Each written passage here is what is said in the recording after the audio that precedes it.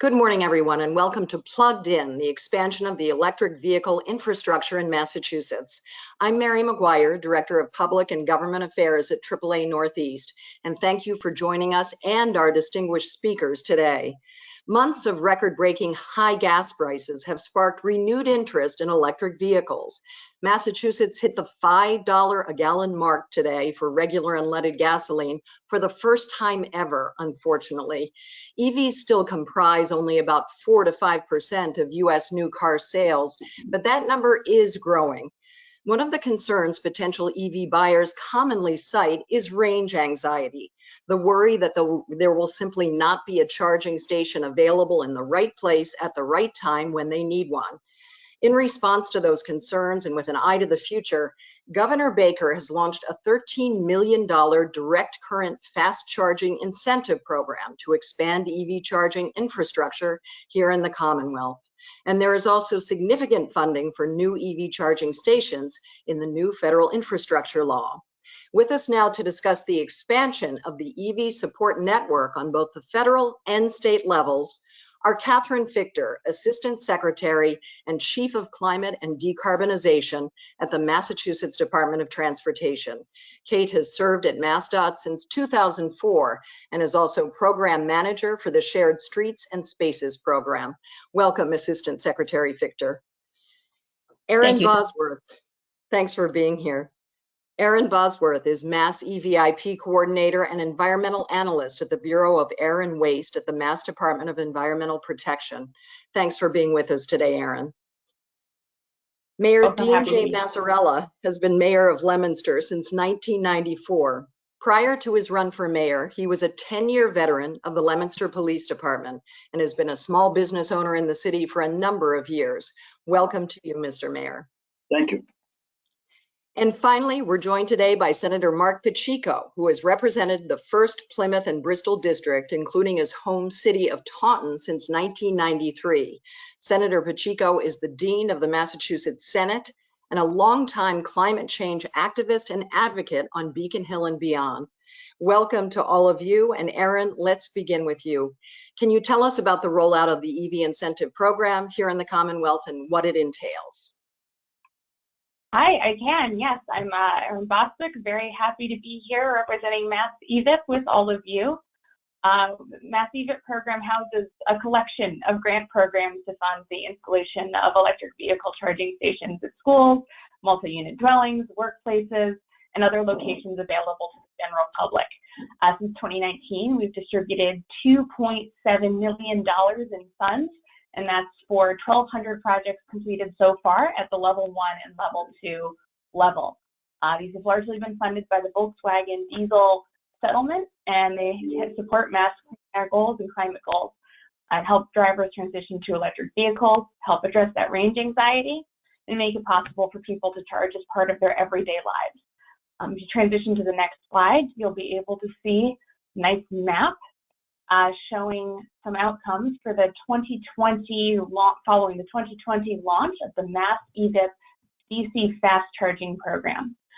This program funds up to $50,000 per charging station to install DC-FC charging with a minimum of 50 kilowatts of output all over the state. Originally, we received $1.5 million of funding from the Volkswagen diesel settlement. But then we received massive interest. We got over $20 million in proposed projects from applicants across Massachusetts. It's very exciting. It demonstrated a strong need, a strong wish to support this kind of infrastructure statewide. And so our leadership was able to contribute an additional $11.6 million to the Mass EVIP DC Fast Charging Program through something called the Climate Mitigation Trust.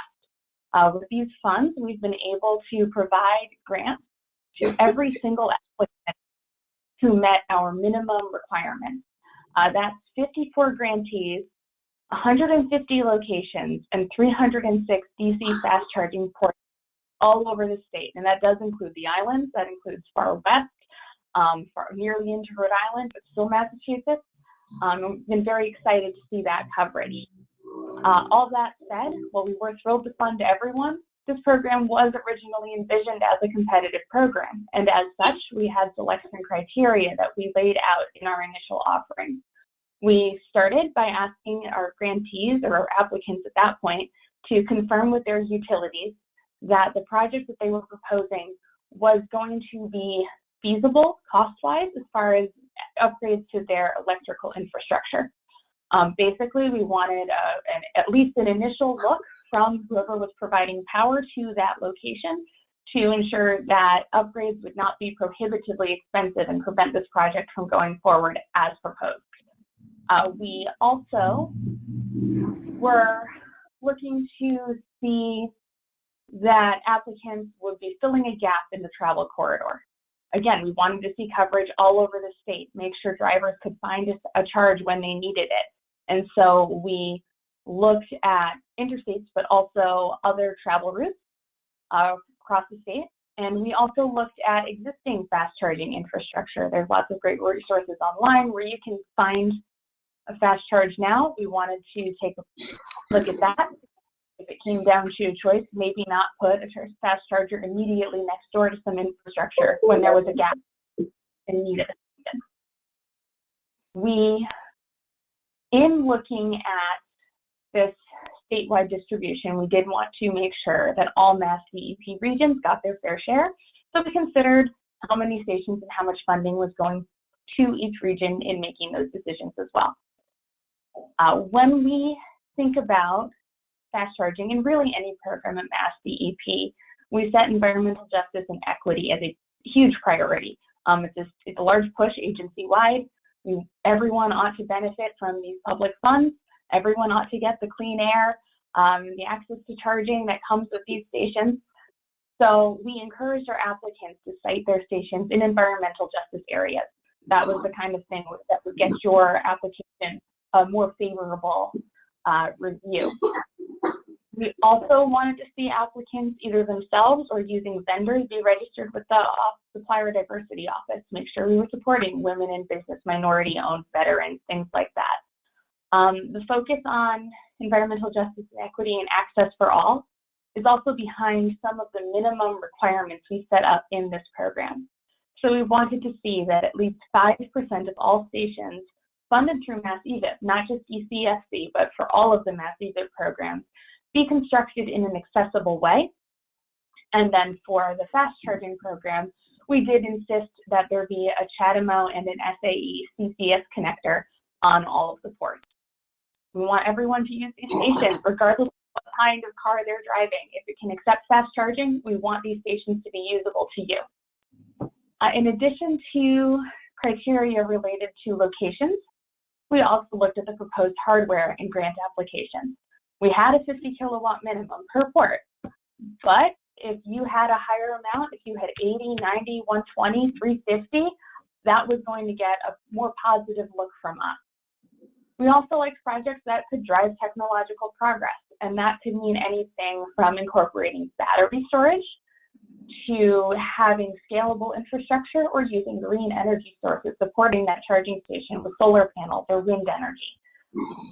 And then these features, again, strongly encouraged.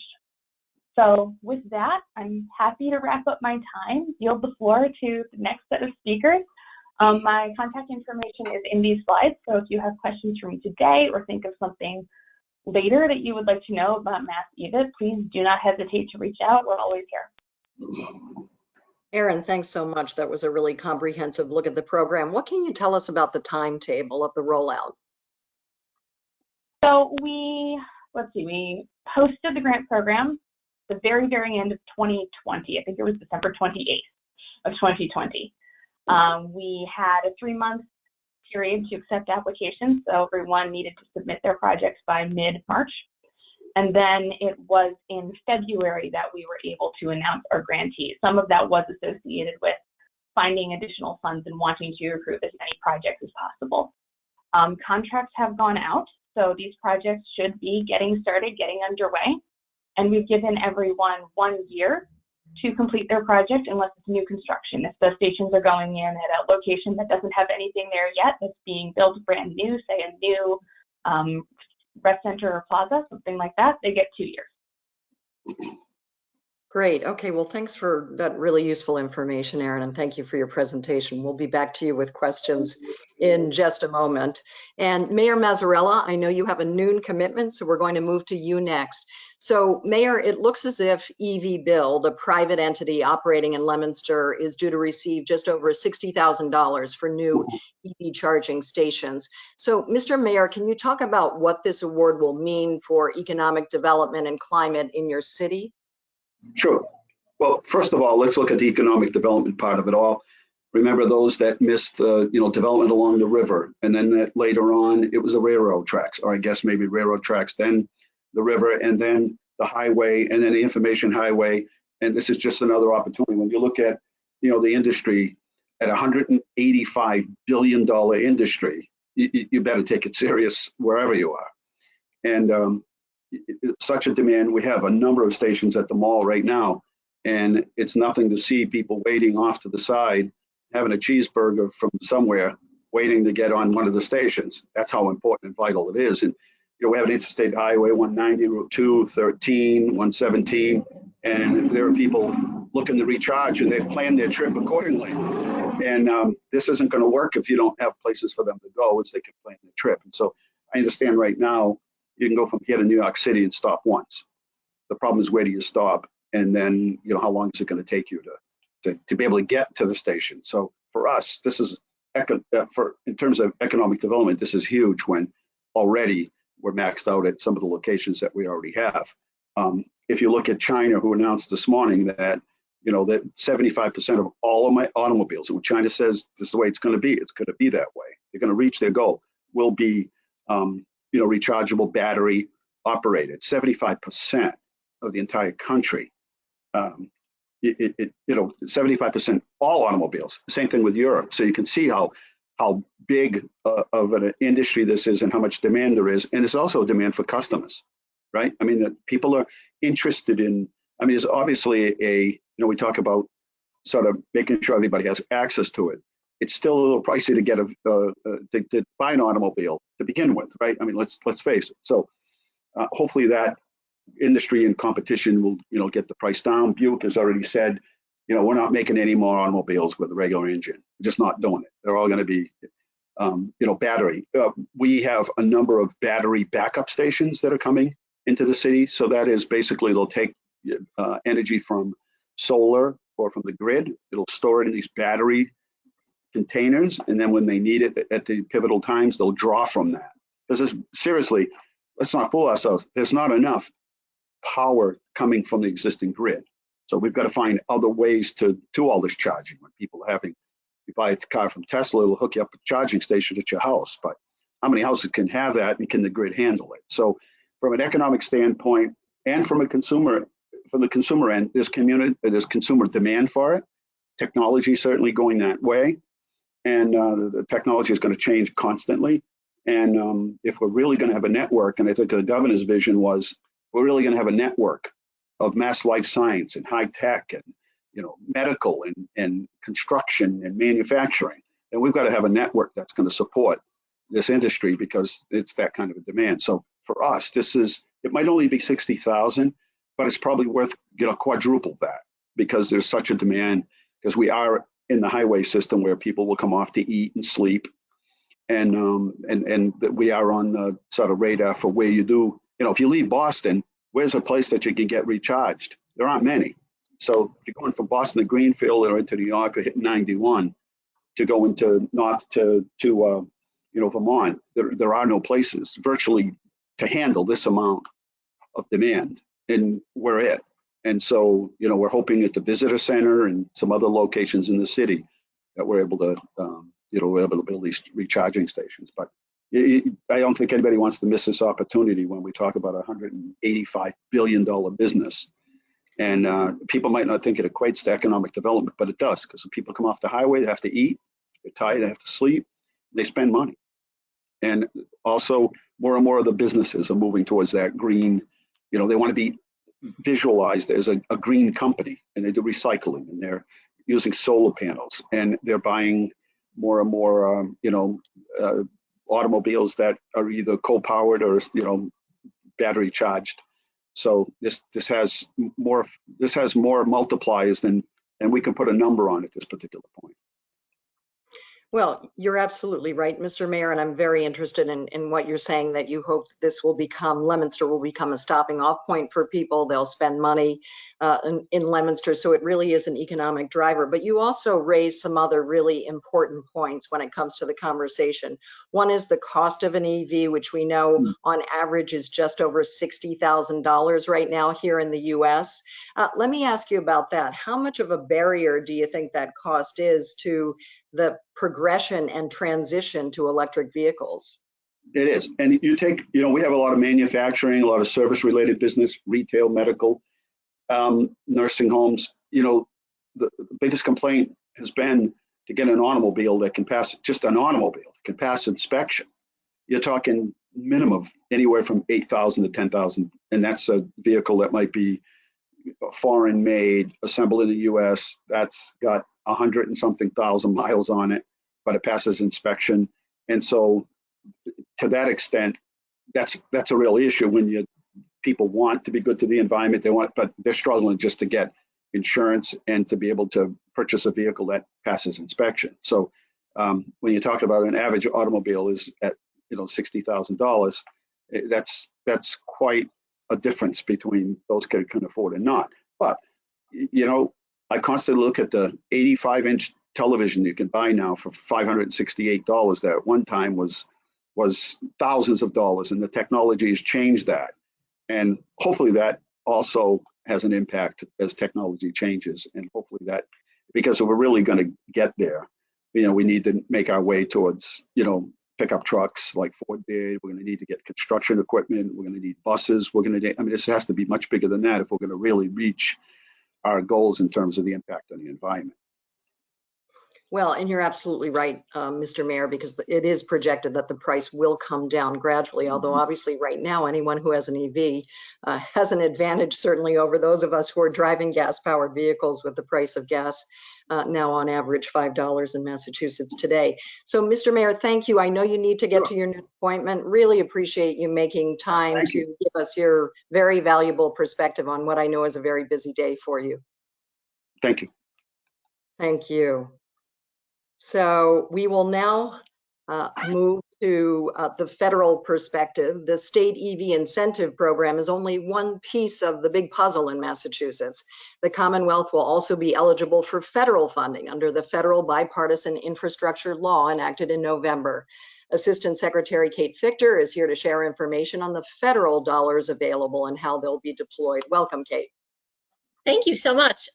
Mark, are you able to pop up my slides, or should I just talk off the top of my head, which I can do too? Okay. Thank you. The magic of technology. The magic of technology. Thank you so much, everybody. Thank you for turning out. This topic has become one of enormous interest just in the last couple of months, and it's really great to have such an audience. So I am here to speak briefly this morning about what is now known as the NEVI program. The National Electric Vehicle Infrastructure Program. It's had several different names over the last few months, but that seems to be where it has landed. Mark, are you able to advance? One more. Thank you. So the program was created, as Mary said, in the bipartisan infrastructure law, something else that has had several acronyms, enacted in November 2022. As we all know, the numbers are enormous, but I always feel the need to kind of just make sure everybody understands that when you break them down by state over 5 years, the numbers look a little bit more modest. And what we are anticipating in Massachusetts is between 55 and 60 million. We're hoping for about 60, which is about 12 million a year. So good, but not as good as 5 billion sounds. And the money has actually not started flowing yet because every state is required to submit a plan to a new office that is being created in Washington. It's going to be a joint office between the U.S. Department of Transportation and the U.S. Department of Energy. That office has not really been stood up yet, but it needs to be by August 1st because that's when we need to all submit our plans for approval. Once those are in and approved, then in principle, money should start to flow to the states. So I am hoping at least that we'll be able to have FY23 money once that plan is sort of checked off. Next slide, please.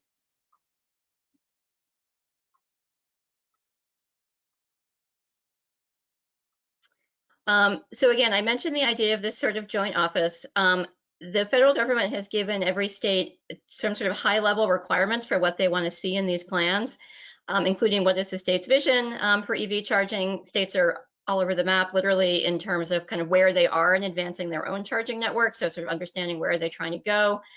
Equity considerations similar to what Aaron mentioned. What do you have currently on the ground? How are you going to implement it? That's probably the single most important issue. And then how are you going to sort of how are you going to monitor over time how the chargers are used? The second bullet, we are expecting additional guidance. We have not yet received it, which is a little bit concerning, but is also not super atypical of working with the federal government. We are still expecting it. What we expect it to provide is more kind of technical detail on like what the chargers need to be able to do, how they need to be able to set up. But we don't exactly know, so we're still waiting on that. But August 1st, again, the plan is due. Hope to have a response by the end of September, and then the money should be able to start coming. And as I will see on the right, even though the office does not yet exist, it does have a logo. So that's a good first step. Next slide, please. So speaking to some of the issues that the mayor just talked about, what is the NEVI program trying to accomplish? And it is quite clear and kind of simple in what it is trying to accomplish. It is trying to build out a high-speed EV charging network on highways. This is not mostly about EV charging of the type that Aaron focused on, which is sort of at the local level, local streets, local organizations. This is really about what's happening at the interstate level, so that people can make those long distance trips, so that range anxiety can begin to become less of an issue, and so that people can charge fast, differently from how they would charge at home or potentially at an office. These are intended to be big, robust, expensive machines that will allow people to be able to travel long distances without any anxiety. Next slide, please. Again, this just sort of is a little bit on what DC fast charging is. You should be able to do a whole vehicle in 15 to 30 minutes, still a lot longer than filling up with a tank of gas, but much better than the multiple hour charging that I think people have in their head more, and it is more typical for a level 1 or even a level 2 kind of chargers. These are going to be the fastest that are available, and hopefully over time they will be replaced with ones that are even faster. Next slide, please. So this is just sort of a fact I always like to leave in people's minds, that the issue of range anxiety is a real one, and it is one I believe that is continuing to inhibit the sort of rapid adoption of electric vehicles. However, trips of the length that range anxiety would be relevant for are actually very few, and I'm sure Mary knows this better than I do, but the vast majority of trips are actually quite short. But nevertheless, this sort of concern about how am I going to charge my vehicle, how am I not going to get stuck somewhere, that's a really present concern for people, and it's one that hopefully having a more visible network will help to allay. Next slide, please. So what do we have now? The mayor mentioned sort of the relative sparsity of existing fast chargers. That is absolutely true. These are the ones that are currently present in the Commonwealth. I believe these are all privately owned. None of these are MassDOT owned, and none of them quite meet even the expectations that are being set for the NEVI program. So what you will see coming in the next 5 years will be even more and faster than these, and there will be more at any given site. But just to make the point, if you saw this map with level 1 and level 2 slower chargers, it would be totally filled. Fast chargers, still quite rare. A lot of room to have more of those, and that's what this program will hopefully begin to accomplish. Next slide, please. Okay, one more. Just to talk a little bit about the plan that we're doing now. It's currently underway. We anticipate that when it is done, in part because it is being done on this very fast timeline, it will not actually get to the point of identifying very specific locations. It will identify corridors. It will identify the types of places where we think they are most appropriate. And it will really try to spend a lot of time understanding the capital and operating and sort of long-term maintenance needs of these chargers. This is a big sort of unsolved issue. And the NEVI program, in ways that are probably both good and bad, are going to sort of force these concerns to the surface. EV chargers are complicated to maintain. They run into problems, as people know. They are expensive. As of now, not many of them actually charge for usage, particularly not on the public side. These are all problems that need to be answered if we really want to have kind of a meaningful network. Hopefully the NEVI program will be an opportunity to do that.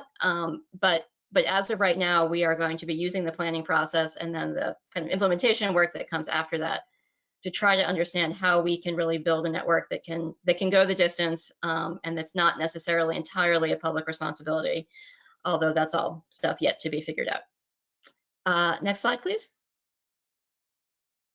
Equity, as Erin mentioned, huge issue for this program, huge issue for this administration in Washington. The guidance that we have so far on the program says that 40% of the benefits should be targeted to disadvantaged communities.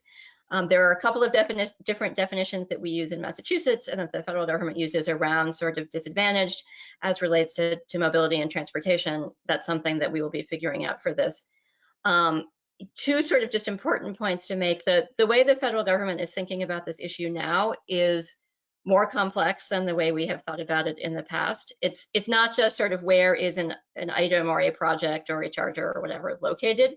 It's how do the benefits actually distribute and to whom do they accrue?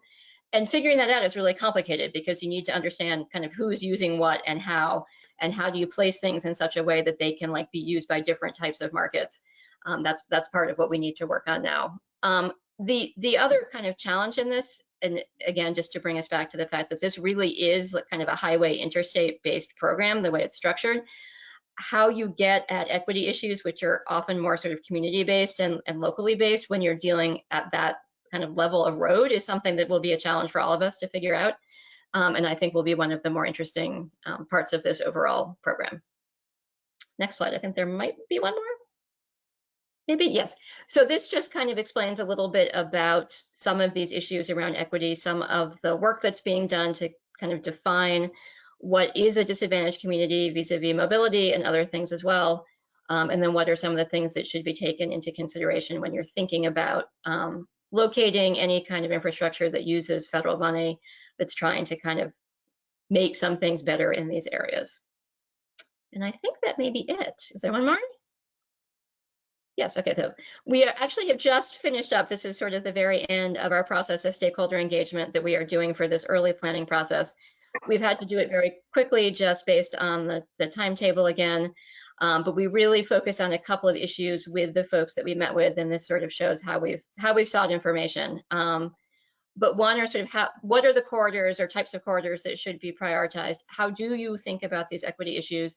And particularly contracting and procurement, which for the people who will actually have to implement this program at MassDOT is a huge concern and issue.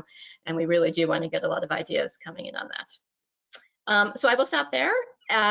Mary has my contact information. Please do not hesitate to reach me directly, or this is, I know it's a long URL, but this is the one we've actually set up for our NEVI program. So please also feel free if you contact us through that. Someone named Max will get back to you. And that's all. Thank you. Happy to be here. Kate, great to have you, and you did a wonderful job demonstrating the complexity of the issues, certainly, and environmental justice, certainly a major concern. So thank you for touching on that. I know it's an important component. We do have a question from the Boston Globe, and it actually relates to something you just talked about maintenance over time.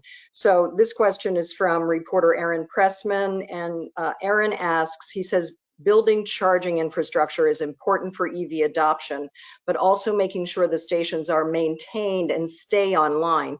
Any requirements in the state's programs for grantees to maintain the charging stations once they are built? So obviously that's a big issue. It's been a concern for us. It's a concern for other public entities. It's a concern for private entities. We are learning as we go, and one of the things that is clear is that EV chargers are more fragile than we would maybe want them to be.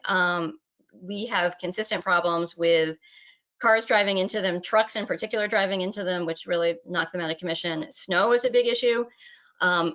These are challenges for the whole industry as we kind of figure out how to build a bigger and more robust network. To the specific question, like, yes, one of the things that we, and I assume every other state DOT will be thinking about is how do you build kind of performance metrics into whatever ultimate sort of procurement contracting tool we use. That's still very much TBD. That's something that the public sector tries to do with contracts for all different types of public services. I think the challenge to keep in mind, and it has been an issue here as well as in a lot of other places, is it's fine and it's absolutely appropriate and it needs to happen that you have those kinds of standards, but a private sector company can't get parts that don't exist, and that's been a big problem here. There's a huge backlog in transformers globally, I think. So we can certainly do our best to hold them accountable, but even the private sector can ultimately be limited in moving things as fast as we would want if the materials just aren't available or the labor isn't available. But those are all things that we are thinking about in real time, and really appreciate the public interest in this. Absolutely. One more quick follow-up from me before we move on to Senator Pacheco. You talked about equity. You also talked about the fact that this is a program that's designed to serve those using the interstates, which certainly makes sense. But what about people living in rural communities? Yeah, so I mean, that's obviously a big concern currently with the gas station network as well as with EV charging, and even more so. I think that the interstate approach will still make sense. In some ways, it almost makes more sense in rural communities, but we just need to be extra mindful about how close they are spaced to each other. And also, I think because rural communities don't have other transportation options in the same kind of way that urban communities do, electrification is going to be a big piece of the climate solution. And so we just need to double down the efforts to encourage EV adoption and to make sure that that's supported by really enough and the right kind of charging network. But certainly big mind and thinking, something we're thinking about. For sure. Thank you, Kate. Really appreciate all of the great detailed information. And finally, today we're hearing from a lawmaker who really has been ahead of his time when it comes to voicing climate change concerns. Senator Pacheco, your home city of Taunton will receive more than $47,000 to fund EV charging stations. What does this mean to your community? And talk about the climate implications, because I know that is a passion of yours and has been for quite some time. Well, Mary, thank you very much. And let me just begin by thanking you and AAA for putting on, this webinar today. And as I think anybody that's tuning in can see, there's a lot of work going on behind the scenes to get ready for a new exciting future in the Commonwealth and throughout our country, from jurisdiction to jurisdiction, all across municipalities and across various states in the U.S. There's a major move to electrify not only the built environment but our transportation system. Here in the Commonwealth, we have a statewide emissions reduction requirement that began with the passage of the Global Warming Solutions Act all the way back in 2008. Our GWSA limits initially required us to achieve 25% reduction in carbon emissions from 1990 levels and 80% reduction by 2050. We updated that statute now a few years ago, and we now have new Global Warming Solutions Act updates, which requires Massachusetts to achieve 50% reduction by 2030, 75 by 2040, and net zero by 2050. And when you think about the latest official statewide emissions data, the transportation sector produces approximately 42% of the Commonwealth statewide global warming emissions, the greenhouse gas emissions that we're dealing with. So emissions in this sector reached their peak in 2005. We've been doing a good job keeping everything around the 1990 baseline level, but according to the 2050 decarbonization roadmap, the Commonwealth's light-duty vehicle fleet of on-road personal cars and light trucks must collectively achieve very close to net zero emissions by 2050 in order for the Commonwealth to achieve its 2050 mandate. So that's going to be a challenge for us to do that. But as AAA just pointed out in a recent newsletter I received, that we now have about 10, 12 vehicles that are out there that are under $35,000 in terms of EVs. The manufacturers themselves of automobiles in the U.S. have already begun transitioning to a clean energy economy. They're moving all of their fleets, they're retooling their factories. That's where we're going. We're heading in this direction. And there are approximately 5 million vehicles on the road in Massachusetts. Light duty vehicles are a source of 58% of our transportation sector emissions. And so that's where we need to go. And that's why in the new Senate passed bill that we just passed, and it's in negotiations with the House right now, an act driving climate policy forward, Senate 2819, included provisions in that bill that made sure we had creating a program, 100 million electric vehicle adoption incentive trust fund. So we put $100 million into a adoption trust fund to adopt EVs.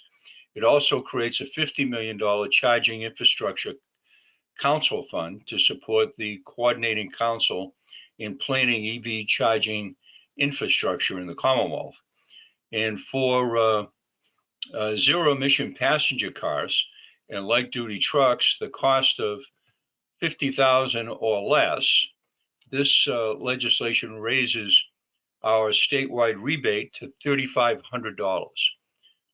That is in addition to the $7,500 tax credit at the federal level, which Congress has recently proposed raising to $12,500. So as you can see, the incentives are increasing, the prices are coming down, from the manufacturers, and at the various locations throughout the Commonwealth where people can purchase cars.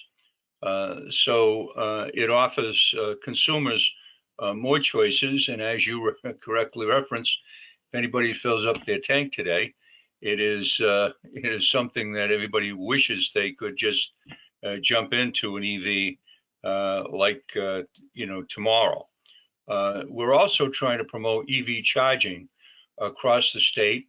The infrastructure legislation that passed at the federal level will be looked at, and it is being worked on now, as some of the previous speakers have referenced, so that we can have quick charging infrastructure across the Commonwealth, so that the feeling that some drivers have that they're worried about how far they can go with an EV, and with the infrastructure in place, those worries will quickly go away. As part of the state's electric vehicle incentive program, as you mentioned, the city of Taunton was awarded $47,000 this past February for direct current fast charging infrastructure. The Taunton Municipal Lighting Plant, the public power company in my city, where I live, also offers a rebate program that encourages off-peak charging and the purchase of level 2 fast chargers. Level 2 chargers allow a complete charge in approximately 1 to 4 hours versus the level 1 charger, which can take up to 12 hours. So there's a $450 customer rebate for the purchase of a new and used electric vehicles. Rebates applicable only to purchase after March 5th, 2019, with a 2 EV per household maximum. There are so many different plans that are, being put together now.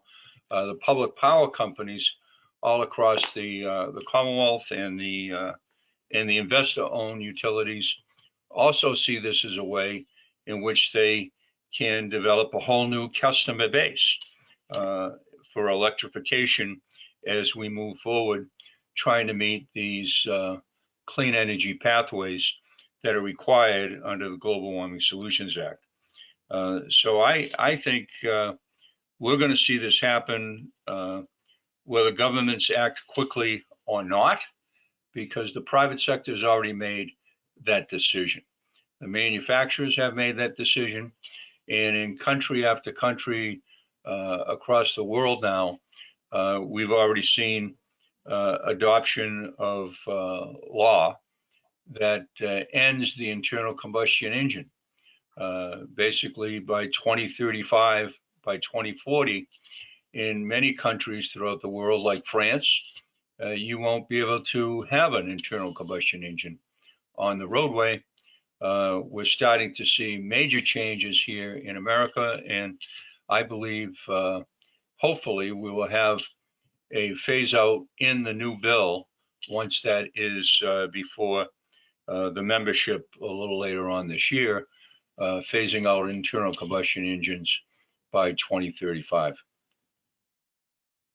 Yeah, Senator, really great observations and perspective from you. And I think you're right in terms of the private sector auto manufacturers driving so much of this as it relates to transportation. I know that the U.S. climate envoy, John Kerry, has talked about the fact that the business world is already off and running in terms of making this transition, and that they will drive this to a large extent in addition to government. But, certainly that's a big piece of the equation. I have to say we have a pretty big audience today of about 150 people, and we're actually getting a lot of questions. So if you all are willing to stay with us for a few minutes, I'd love to address some of these questions. And I'm going to start out with a question for Aaron and Kate from Kelly Brown at MIT. And her question is, are we expecting limits to EV transmission service to either EVIP or NEVI installed chargers? Kate, you want to tackle that first, or Aaron? Nothing like being put on the spot. I don't, because I actually don't understand the question. But hi, Kelly. Yeah, I don't know if Kelly's able to unmute herself, but hang on. I think we actually have another question from Kelly Brown at MIT. So let's move to that one since she's not here to clarify the question. Is the public investment in charging infrastructure expected to be an interim step to an unsubsidized, privately supplied charging station network? I mean, I think that's the key question, right? Like, as my old boss used to say, they were never publicly funded gas stations. Like the private sector saw a corresponding demand related to the growth in automobiles and just kind of jumped into it. That obviously hasn't happened here. The kind of theory of change has been that people need to see the chargers before they're able to be willing to buy the vehicles. I think, I'm trying to read the minds of Congress, that the hope is the NEVI program will be sort of a big blast of public funding that will then get us over the hump, and then maybe the private sector can take it from there. But I don't think anybody knows. And I don't think anybody knows when and if electric vehicles themselves will be able to sell without subsidies on an equal, at the level that we need, not just equal with ICE vehicles, but at the level we need. I certainly hope so, but I don't know that anyone knows. Aaron, anything you'd like to add to that? Go ahead, Senator. Yeah, if I could just jump in, Mary, only because I just saw a recent, publication about BP gas stations and what they're doing. And they obviously believe that it will be where the future is going to be. And they're moving ahead and putting in charging stations and getting out of the fossil fuel industry in terms of their network. So it's starting to happen already. And that's what I meant earlier about the private sector really getting involved here. I think the government initiative and the great work that both Aaron and Catherine are doing, and what's happening at the state level and planning all of this is bridging us to that transition. But I think the private sector is going to lead on this, and BP is one of the places that is showing us that they believe that's their future. I'd like to move on to another audience question. Thank you, Senator. And the question is, have there been incentives or tax credits for home charging installation? Obviously, it's not as fast as the bigger charging stations, but much faster than using a regular power outlet. So, Aaron, I don't know if you want to take a stab at that one. You're muted.